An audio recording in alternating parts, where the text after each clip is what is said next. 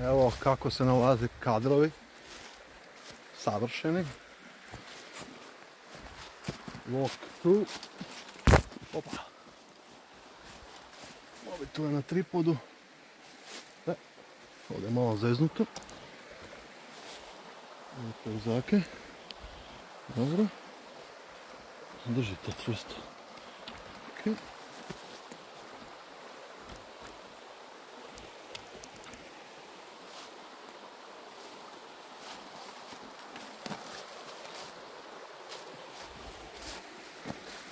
Kaj sve vaš Martin mora proći da bi snimio lijepe kadrove za vas?